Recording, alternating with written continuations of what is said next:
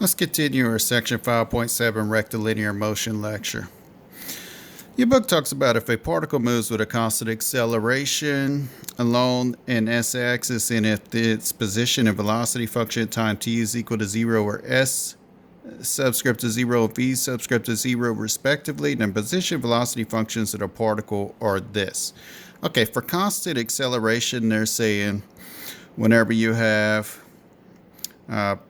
these conditions here, it's going to be position functions given by s subscript to 0 plus v subscript to 0 times t plus 1f a times t squared.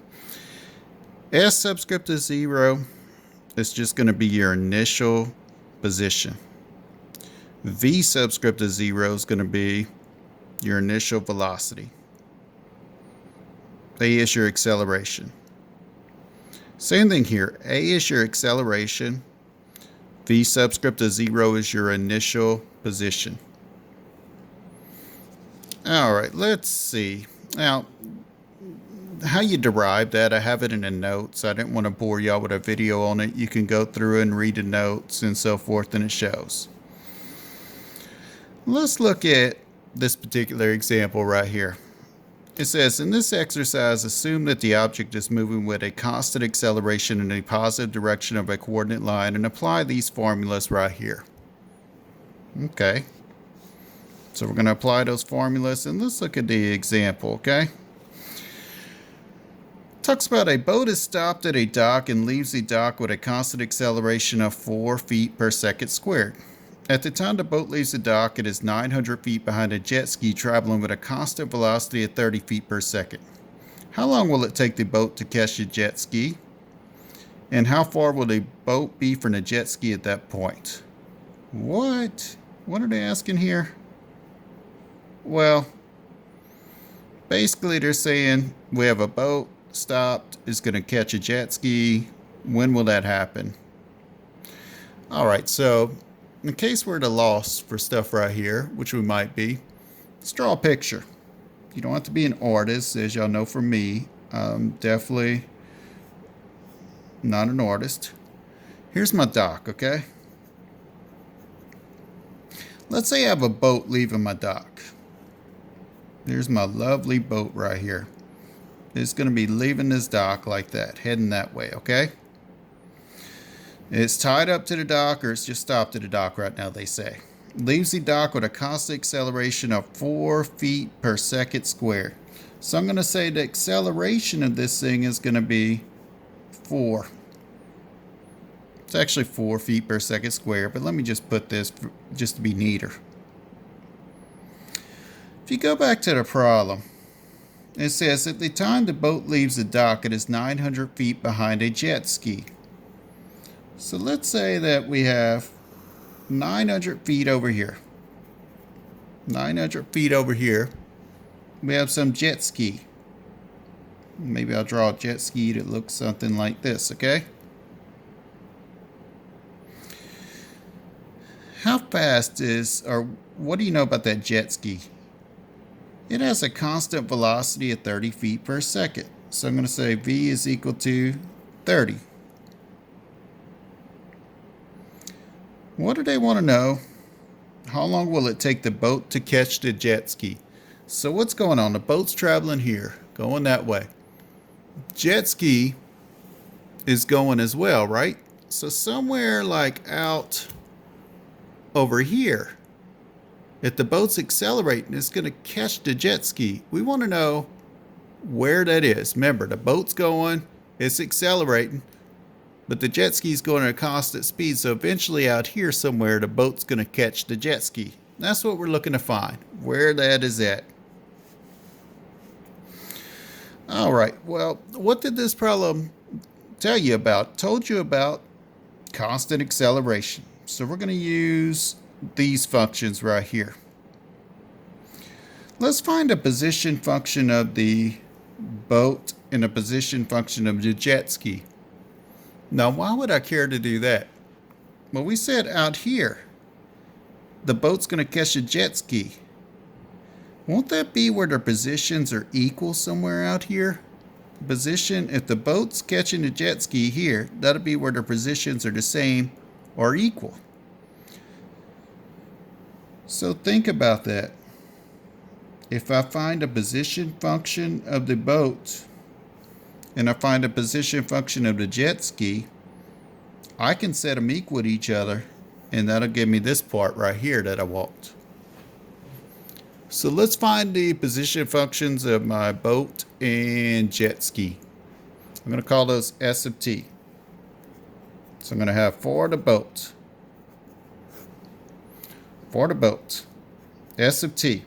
Well, they tell me to use this stuff right here because I have constant acceleration. S naught plus V naught times t plus 1/2 a t squared.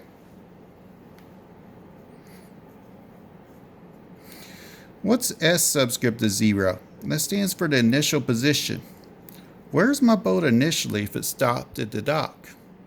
You could think of it as being at 0 feet from the dock.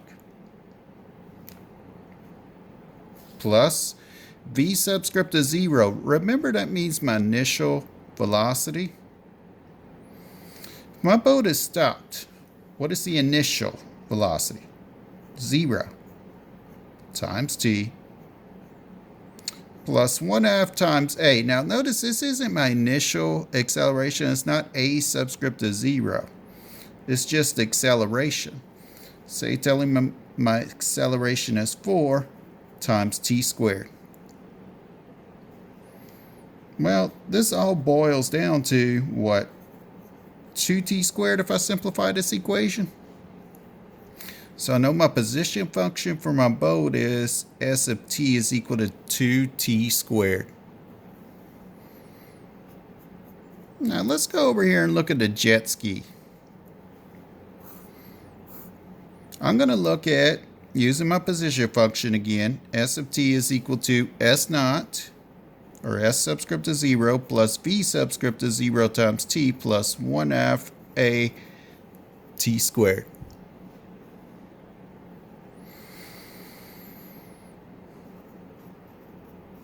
Oh, what's my initial position of my jet ski? Initially, how far is it from that dock or that boat? 900 feet. Plus, what is my initial acceleration whenever we first started, whenever we were looking at the boat being stopped? My initial velocity was 30 times t plus, what's my acceleration of my jet ski if it has a constant velocity? Well, that would be an acceleration of 0. So if you simplify this, that's 900 plus 30t.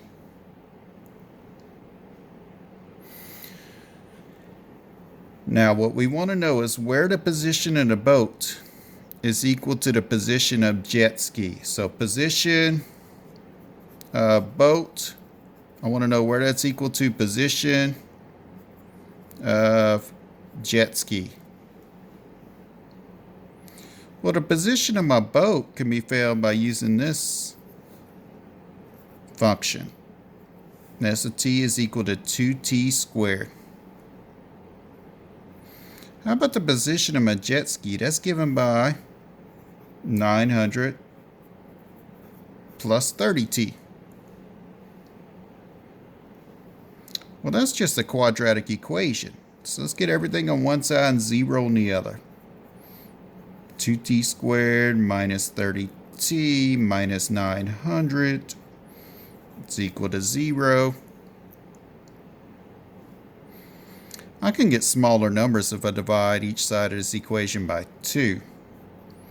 So I get t squared minus 15t minus 450 is equal to 0. Now it's my choice here. I could try to factor this or use the quadratic formula. Really doesn't matter. This one I see factors, so I'm going to factor t. Let me see. I think I see 30 and what else? 30 and 15, is it? If I make the 30 negative and a 15 positive, let's see, will that work? Yes. So t minus 30, set that factor equal to 0. T plus 15, set that factor equal to 0. So t is 30 and t is equal to negative 15.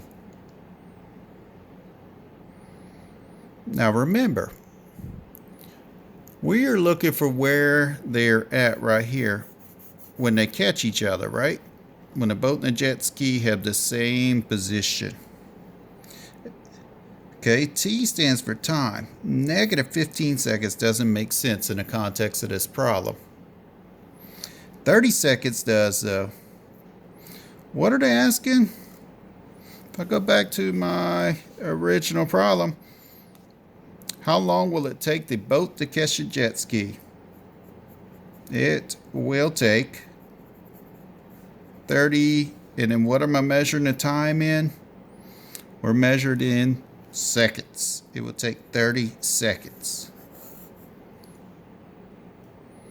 They also want to know how far would a boat be from the dock at that point? Well, how far would a boat be from the dock?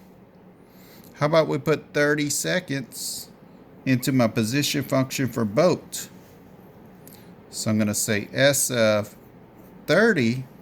If I put in 30 seconds into my position function for the boat, I'll have 2 times 30 squared. What does that give me? 1800. And they want to know how far.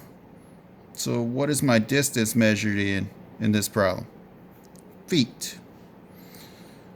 So the boat will be 1,800 feet from the dock.